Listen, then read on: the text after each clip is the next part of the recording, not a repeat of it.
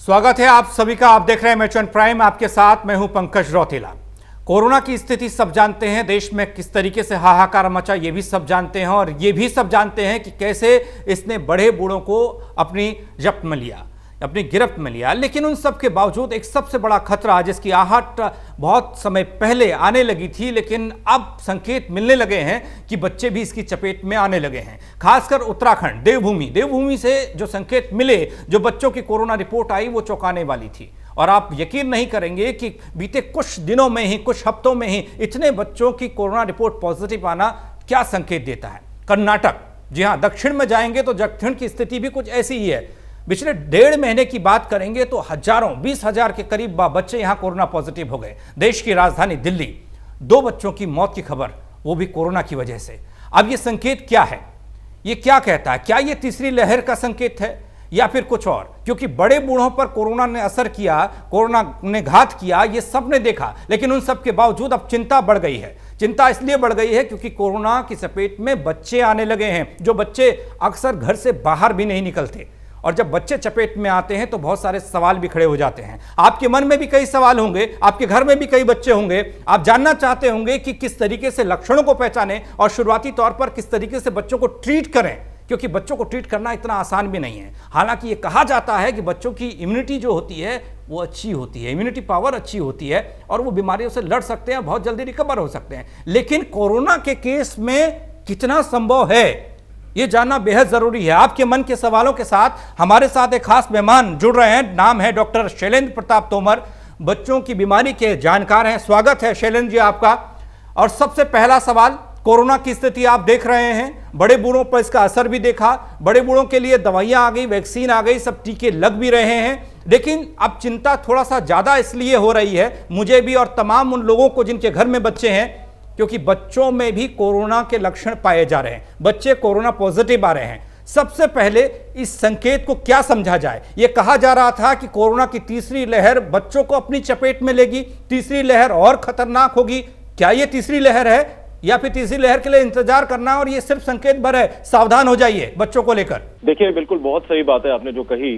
बहुत ही emotional decision होता है किसी भी पेरेंट्स के लिए अगर आप अपने बच्चों को पाते हैं इस तरह की बीमारी के अंदर। तो सबसे पहले हम लोग तीसरी लहर को इस तरह से ना बोले, हम इस तरह से इस चीज के बारे में ना बोले। अगर हम कुछ जरूरी बातों का ध्यान रखें, एक सिम्टम होता है जिसको बोलते हैं मल्टी सिस्टम इन्फ्लेमेटरी सिंड्रोम, जिसकी वजह से बच्चे बहुत घातक स्टेज के अंदर जा सकते हैं। उसको पहचानना, समय से पहचानना बहुत ज्यादा जरूरी है। हालांकि बच्चों की इम्यूनिटी बहुत अच्छी होती है, वो इस से फाइट करने के लिए बहुत सक्षम होते हैं, बट फिर भी बहुत कम परसेंटेज ऑफ केसेस के अंदर वो हम लोग डिटोरिएट स्टेज के अंदर जाते हैं। तो हमारी जो इन्फ्लेमेशन है, हमारी जो इम्यूनिटी है, वही अडल्ट्स के अंदर ज्यादातर फैटल क्रिएट करती है। बट कंपैरेटिवली बच्चों के अंदर वो चीज नहीं देखी गई है। जो रिसेप्टर है जिसकी वजह से कोविड-19 हमारी सेल्स के अंदर जाता है, उसका एक्सप्रेशन कम होता है बच्चों के अंदर। इसी वजह से उनके अंदर इतनी ज्यादा फैटेलिटी नहीं है। तो पहचानना सिम्टम को सबसे पहले बहुत ज्यादा जरूरी है। हम इसको 3 कैटेगरी में डिवाइड करेंगे बच्चों को। जो बच्चे 1 साल से कम है, जो बच्चे 1 से 5 साल की उम्र में है, और जो बच्चे 5 से 12 साल की उम्र में है। क्योंकि 12 साल से 19 साल के जो बच्चे होते हैं उसको हम लोग एक तरह से अडल्ट कैटेगरी के अंदर लेना चाहेंगे, क्योंकि उनकी वेट ज्यादा होता है और वो एक तरह से ग्रोन अप हो चुके हैं। तो हम लोग को सबसे पहले उनके रेस्पिरेटरी रेट को देखना है। हालांकि छोटे बच्चों के अंदर जो रेस्पिरेशन रहता है वो करीब 20 से 30 तक होता है। मतलब 1 मिनट के अंदर हमारा चेस्ट कितनी बार ऊपर नीचे हो रहा है, उसकी वजह से हम लोग आपका रेस्पिरेटरी रेट नापते हैं। तो अगर ये रेस्पिरेटरी रेट बढ़ रहा है तो आप समझ जाइए कि कुछ कॉम्प्लिकेशन की तरफ बच्चा जा रहा है, क्योंकि इनिशियली ये एसिम्प्टोमेटिक होता है, मरीज को कोई समस्या नहीं होती है। और ज्यादातर पीडियाट्रिक केस के अंदर ये देखा गया है कि बच्चे ठीक भी हो जाते हैं और पेरेंट्स को पता नहीं चलता। वो पता किससे चलता है? जब वो एंटीबॉडी टेस्ट कराते हैं। एंटीबॉडी का पॉजिटिव होना, इसका मतलब उनको कहीं ना कहीं एक्सपोजर होता है। बाकी जो हमारे जो बड़े बच्चे होते हैं उसके अंदर रेस्पिरेटरी रेट अगर 20 से ऊपर हो रहा है, 25 बार वो सांस ले रहा है, 30 बार सांस ले रहा है तेजी के साथ, तो आप समझ जाइए। स्किन के ऊपर रैशेस हो रहे हैं या फिर डायरिया हो रहा है बच्चे को, ये सारे सिम्टम्स होते हैं जो बहुत ज्यादा जरूरी है देखने। सबसे इंपॉर्टेंट सिस्टम है फीवर होना। फीवर अगर आपका 100.4 से ज्यादा है तो आप समझ जाइए कि कुछ ना कुछ बॉडी में चल रहा है। अगर वो 1 दिन से ज्यादा रहता है तो you have to be in a alert mode. 2 महत्वपूर्ण सवाल हैं डॉक्टर साहब। शैलेंद्र डॉक्टर, हम ये जानना चाहते हैं कि देखिए हाइपरटेंशन बच्चों में नहीं होता ये कहा जाता है, डायबिटीज की समस्या नहीं होती ये कहा जाता है, इसलिए बच्चे थोड़ा रिकवर जल्दी कर जाते हैं। ये बेहतर आप समझ सकते हैं, आप डॉक्टर हैं। और दूसरा, एक सिंगापुर स्ट्रेन की बात हो रही है। सिंगापुर की स्थिति को देखते हुए और ये कहा जा रहा है कि ये स्ट्रेन और ज्यादा खतरनाक है, और दिल्ली के मुख्यमंत्री अरविंद केजरीवाल ने ट्वीट में भी इस बात का जिक्र किया है। तो देखिए, आपने लक्षण बता दिए और सावधान किस तरीके से रहना है और कितनी चिंता की बात है, क्योंकि उत्तराखंड वाली खबर आपने देखी होगी, सुनी होगी, और कर्नाटक वाली मामला, कर्नाटक में जिस तरीके से बच्चे कोरोना पॉजिटिव पाए गए। अब तक हम बच्चों को लेकर गंभीर तो थे, लेकिन अब और ज्यादा गंभीर होने की जरूरत है। बिल्कुल सही बात है, गंभीर होने की वाकई में बहुत ज्यादा जरूरत है। अगर आप सिंगापुर की स्ट्रेन की बात करें, मैं तो कह रहा हूं इंडिया में भी बहुत ज्यादा स्ट्रेन इस समय मौजूद हैं, क्योंकि वायरस म्यूटेट कर रहा है। वायरस को सर्वाइव करना है, वो बच्चों के अंदर भी सर्वाइव करने की कोशिश कर रहा है, तो किसी तरह से उसके अंदर चेंजेस जरूर हो रहे हैं। तो हम लोग को किसी भी तरह की न्यूज़ेस के ऊपर इस तरह से घबराना नहीं चाहिए। हम लोग को अपने बच्चों के सिम्टम्स के ऊपर ज्यादा ध्यान देना चाहिए। हम लोग के बच्चे किस तरह से, क्योंकि ज्यादातर केसेस के अंदर एसिम्प्टोमेटिकली बच्चे ठीक हो जाते हैं, जो कि आंकड़ा 98% तक जाता है। यानी 2% केसेस के अंदर बहुत ज्यादा फैटल हो जाता है, वो हमारी इम्यूनिटी डिसरेगुलेटेड की वजह से। जो छोटे बच्चे होते हैं, वो जैसे बहुत ज्यादा हमारे बच्चे खेलते हैं, बहुत ज्यादा तेज होते हैं, वो कहीं ना कहीं ड्राउजी फील करते हैं। तो पेरेंट्स समझ सकता है कि हमारा बच्चा इस तरह से शांत क्यों है, तो उसको इवैल्यूएट करने की कोशिश कीजिए। और सबसे पहले डॉक्टर की सलाह लीजिए टेलीमेडिसिन के थ्रू। आप फोन पे या वीडियो कॉल के थ्रू डॉक्टर के साथ कंसल्ट कर सकते हैं, क्योंकि बाहर बच्चे को ले जाना एक एक्सपोजर की निशानी होता है। मैं लेस सीरियस पेशेंट्स की बात कर रहा हूं, मैं जो मोर सीरियस पेशेंट्स की बात नहीं कर रहा हूं, जिसको हॉस्पिटलाइज करने की जरूरत पड़ती है।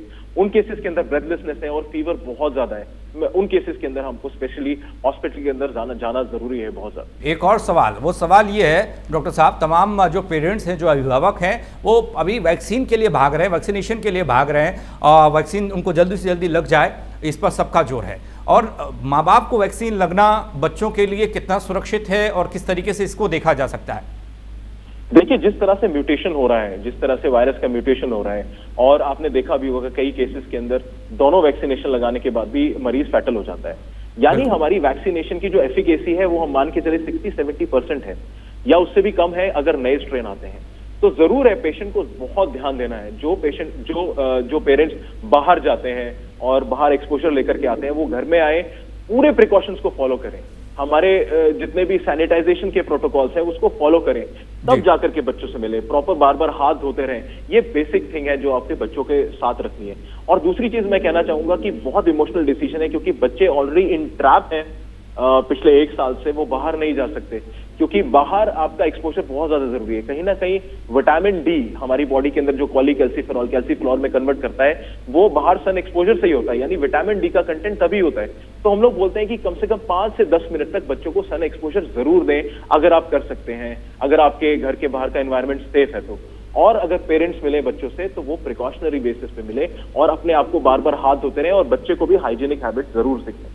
जी, ये तो जो प्रारंभिक तौर पर हम बच्चे की केयर कर सकते हैं डॉक्टर साहब, वो बात हो गई। लेकिन सबसे ज़रूरी ये है कि जब बड़ों को कोरोना के लक्षण या कुछ इस तरह की चीज़ें उनके बॉडी में लगने लगी, उन्हें थकावट, वीकनेस लगने लगी, उन्हें जुकाम बुखार होने लगा, तो खांसी होने लगी, तो उन्होंने घर में ही थोड़ा कुछ ट्रीटमेंट शुरू कर दिया, जिस तरीके काढ़ा पीना और भाप लेना, इस तरीके से शायद ये कम हो जाए। लेकिन बच्चों के मामले में डॉक्टर साहब ऐसा नहीं है।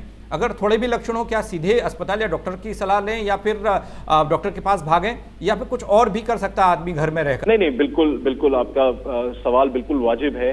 बच्चों के अंदर जो सिम्टम्स होते हैं वो ज्यादातर माइल्ड होते हैं। मैंने अपनी प्रैक्टिस के अंदर ये देखा है कि कई बच्चे रिकवर भी हो गए और उनके पेरेंट्स को पता नहीं चला। तो ये एक बहुत अच्छी संकेत है, क्योंकि बच्चों की इम्यूनिटी बहुत ज्यादा स्ट्रांग होती है। और जो मैंने आपको शुरू में बताया, जो ACE2 रिसेप्टर है, जिसकी वजह से सार्स कोविड वायरस हमारे सेल्स के अंदर प्रवेश करता है, उसका एक्सप्रेशन हमारे बच्चों के अंदर कम होता है। ये एक साइंटिफिक एक्सप्लेनेशन है, क्योंकि बच्चों का सेफ रहने का। तो ज्यादातर देखा गया है जो माल नरिश्ड बच्चे हैं, जो डिहाइड्रेटेड बच्चे हैं, यानी आपका वाटर कंटेंट बॉडी के अंदर कम है, बच्चा रो रहा है और आंसू नहीं निकल रहा है, या फिर बहुत ज्यादा आप बच्चे को डिहाइड्रेशन हो रहा है, लिथार्जीनेस है। लिथार्जीनेस मतलब बहुत थका थका फील कर रहा है बच्चा, जॉइंट्स में पेन हो रहा है, तो हम लोग प्रिवेंटिव मेजर जो हम लोग करते हैं, जो हमारा कुछ इंपॉर्टेंट सप्लीमेंट्स होते हैं जिसको हम लोग विटामिन सी बोलते हैं, जिंक बोलते हैं, विटामिन डी बोलते हैं, इसकी मात्रा हम लोगों को प्रिलिमिनरी चेक करनी चाहिए। छोटी छोटी कैंडीज आती हैं इन चीजों के लिए बच्चों को देने के लिए। ज्यादातर जो टर्मिनली इल पेशेंट्स होते हैं, तो इन तीनों विटामिन की मात्रा उन पेशेंट्स के अंदर कम देखी गई है, तो ये हमारी इम्यूनिटी को बढ़ाते हैं। तो हम लोग इस तरह की कैंडी इसके फॉर्म में, जो कि आसानी से अवेलेबल है, बच्चों को देना शुरू करें प्रिवेंटिव फेज के अंदर। प्रिवेंटिव फेज मतलब अभी हमारे को सिम्टम्स नहीं आई है, फिर भी हम लोग इस तरह के मल्टी विटामिन हम लोग बच्चों को दे रहे हैं, तो उनके सीरियस होने के चांसेस बहुत ज्यादा कम हो जाएंगे। बच्चों को खिला पाना भी इतना आसान नहीं है जिस तरीके से हम खुद यूज कर सकते हैं या बड़ों को दे सकते हैं, लेकिन बच्चों के मामले में मशक्कत काफी करनी पड़ती है। तोमर साहब, वैक्सीन से शुरुआत करते हैं। देखिए, सबसे पहले 45 साल से ऊपर वालों ने वैक्सीन लगाई, अब 18 से 45 साल वाले वैक्सीन लगा रहे हैं, भाग रहे हैं। और बच्चों की वैक्सीन के बारे में अभी कोई अपडेट आपके पास, और किस तरीके से हम बच्चों की वैक्सीन को देखें, बच्चों के टीके को देखें? पहला सवाल ये। देखिए, अभी तक फेज 3 क्लिनिकल ट्रायल्स चल रहे हैं, क्योंकि बच्चों के अंदर इम्यूनिटी स्ट्रांग थी पिछले वेव के अंदर भी, इसलिए कहीं ना कहीं उसकी रिसर्च थोड़ी सी लेट हुई, क्योंकि क्रिटिकली इल पेशेंट हमारे ओल्ड एज ग्रुप था। इस पर्टिकुलर स्ट्रेन के अंदर हम लोग यंग पॉपुलेशंस को देख रहे हैं, तो बहुत ज्यादा जरूरी है, क्योंकि स्ट्रैटेजी को चेंज करना बहुत ज्यादा जरूरी है, क्योंकि जिस तरह से ये वायरस म्यूटेट कर रहा है, वो डेफिनेटली चांसेस बहुत ज्यादा बढ़ जाते हैं। आईसीएमआर ने भी ऑलरेडी पब्लिकली इस चीज को बोल दिया है कि थर्ड वेव के बारे में। थर्ड वेव कुछ नहीं है, वो अगर वायरस म्यूटेट होता है और वो बच्चों को इफेक्ट करता है, that can be called a third wave. ये सारी की सारी चीजें हम लोग को दिमाग में रखनी पड़ेगी। स्ट्रैटेजी को चेंज करना बहुत ज्यादा जरूरी है। पहले हम लोग ओल्ड एज को लगाने की बात कर रहे थे, अब यंग लगाने की बात करें, क्योंकि यंग लोग ही हैं जो बाहर जाते हैं और वो एक तरह से एसिम्प्टोमेटिक कैरियर बनते हैं। डेफिनेटली ये जो पॉइंट है बहुत ज्यादा जरूरी है।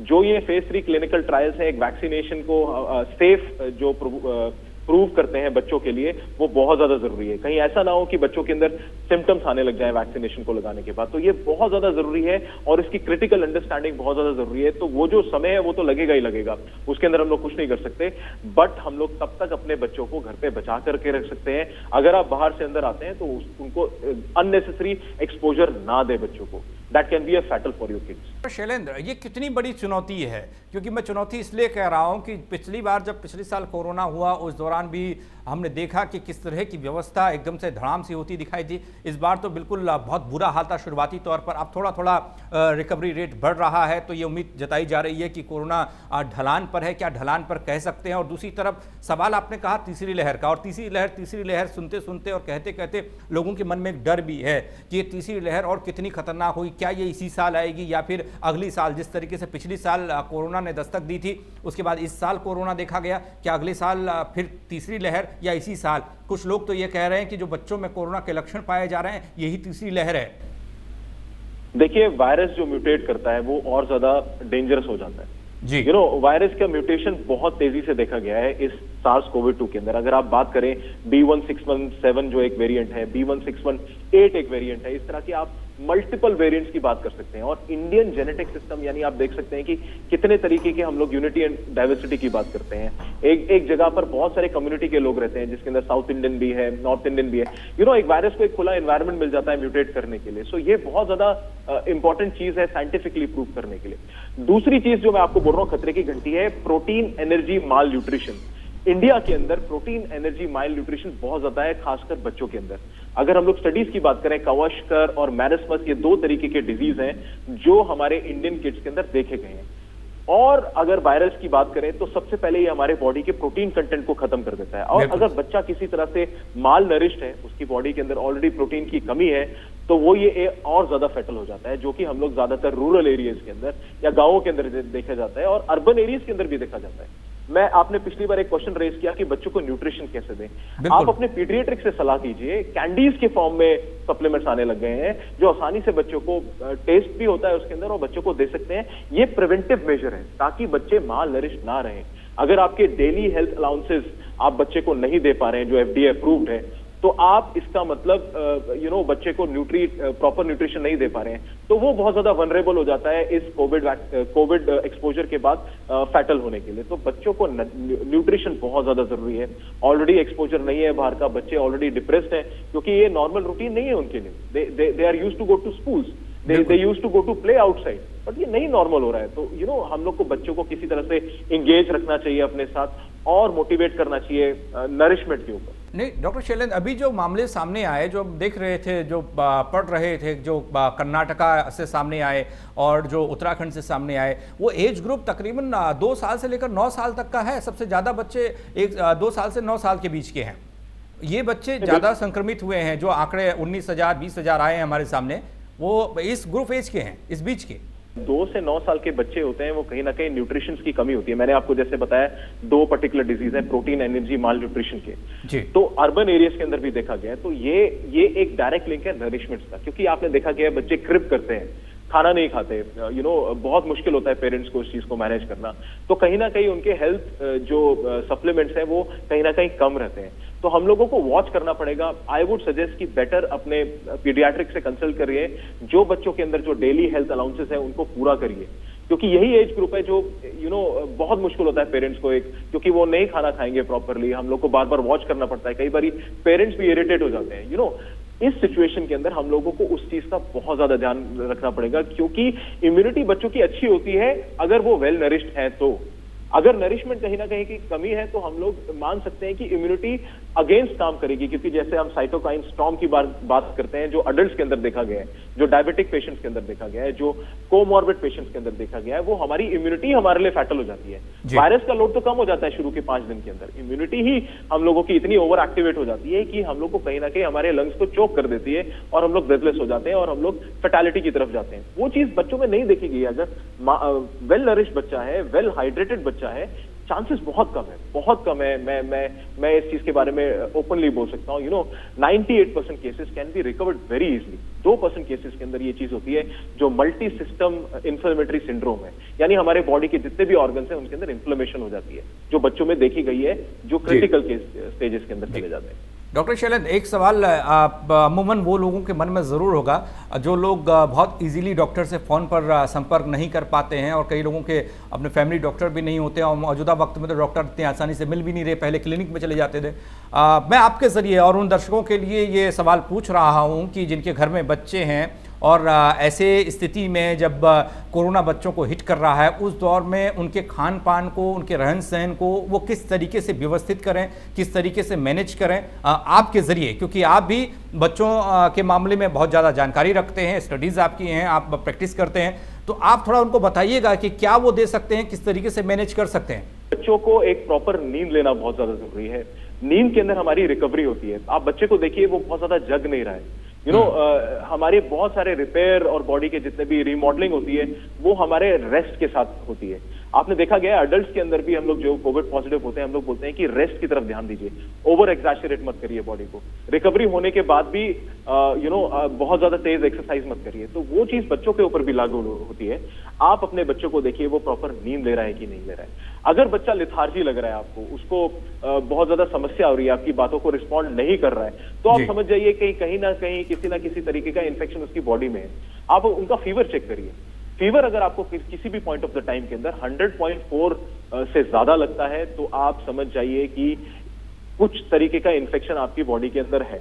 अगर वो ग्रेजुअली बढ़ रहा है तो इस समय आपको डेफिनेटली, क्योंकि फीवर ही एक ऐसा पर्टिकुलर सिम्टम है बच्चों के अंदर खासकर, जो पहली खतरे की घंटी हो सकती है कोविड वायरस को लेकर के। तो वो सिचुएशन है जिसके अंदर अगर आपका 100.4 से ज्यादा फीवर जा रहा है, तो ये टाइम है आपको पीडियाट्रिक से कंसल्ट करने का, कि ये फीवर 1 दिन या 2 दिन से ज्यादा रह रहा है। इसका मतलब हम लोग इग्नोरेंस की बात करते हैं कि हम लोग कई बारी इन सिम्टम्स को छोड़ देते हैं, हम लोग नहीं नोटिस करते हैं। यही आगे चल करके हमारे लिए फैटालिटी का कारण बनते हैं। दूसरी चीज, आपका बच्चा अगर तेजी से सांस लेता है, जो 25 से 30 या 40 बार वो तेजी से सांस ले रहा है, ब्रेथलेस हो रही है, ये सिचुएशन है जब आपको मेडिकल इमरजेंसी या डॉक्टर के साथ कनेक्ट करना पड़ेगा। इससे पहले के जो सिम्टम है, जो माइनर सिम्टम्स हैं, यानी बुखार 99 भी रह रहा है, तो आप घर में पैरासिटामोल दे सकते हैं, जो कि हम अमूमन 4 घंटे के बाद भी रिपीट कर सकते हैं। और बच्चे को ऑब्जर्व करिए। Observation is very important. Critical stage आने से पहले कुछ बच्चा साइन एंड सिम्टम्स देगा, ऐसे नहीं होगा कि सडनली वो क्रिटिकल स्टेज के अंदर चला जाएगा, क्योंकि immunity is strong. It will take a longer time for the disease, especially in the kids, to get little severe symptoms. तो ऑब्जर्वेशन बहुत ज्यादा जरूरी है ऐसे लोगों के लिए जो डॉक्टर के साथ टेलीमेडिसिन के थ्रू नहीं जुड़ सकते। लेकिन अगर कंडीशन सीवियर होती है तो you have to go to the medical practitioner, क्योंकि वहां पर जो दवाइयां हैं वो घर पे नहीं दे सकते। जो स्टेरॉइड्स की हम लोग बात करते हैं, that can not be given at home to the kids. वो हॉस्पिटल सेटअप में या डॉक्टर के प्रोविजन के अंदर ही दिए जाएंगे, बट उन केसेस के अंदर जहां इन्फ्लेमेशन बहुत ज्यादा है। जी डॉक्टर शैलेंद्र, वो सवाल लेकर मैं आपके पास आ रहा हूँ जिसने पिछले कुछ दौर में काफ़ी सारे सवाल खड़े किए सिस्टम पर, सवाल खड़े किए व्यवस्थाओं पर, सवाल खड़े किए अस्पतालों को लेकर, अस्पतालों में सुविधाओं को लेकर। जिस तरीके से हालात देखे, हालांकि ऐसा नहीं है कि भारत ने कोरोना से जंग को यूं ही हार गए या यूं ही लिया, लाइटली लिया, ऐसा नहीं है। लेकिन उन सब के बावजूद भी जो व्यवस्थाएं थी वो व्यवस्थाएं चाक चौबंद नहीं दिखाई दी। ये मामले बड़ों को लेकर थे, जब बड़े बीमार हो रहे थे, सांस लेने में दिक्कत, ऑक्सीजन की कमी, वेंटिलेटर नहीं मिल रहे थे, तमाम तरह की चीज़ें। और वैक्सीन अब आ रही है, अब लग रही है। लेकिन बच्चों के मामले में कितने तैयार है हम, कितना तैयार है ये देश, हिंदुस्तान? देखिए, पीडियाट्रिक केसेस अभी तक कम है, लेकिन हमारे जो पीडियाट्रिक सर्जन है वो इनफ मात्रा में है आज की डेट में। पहली बात अगर हम लोग कहें तो टेलीमेडिसिन के through you can definitely find a paediatric surgeon, क्योंकि बच्चों के अंदर सिम्टम्स सीवियर नहीं होते हैं। बट जो सीवियरिटी के केसेस जो होते हैं वो खाली, मैंने जैसे आपको बताया, 2% केसेस होते हैं।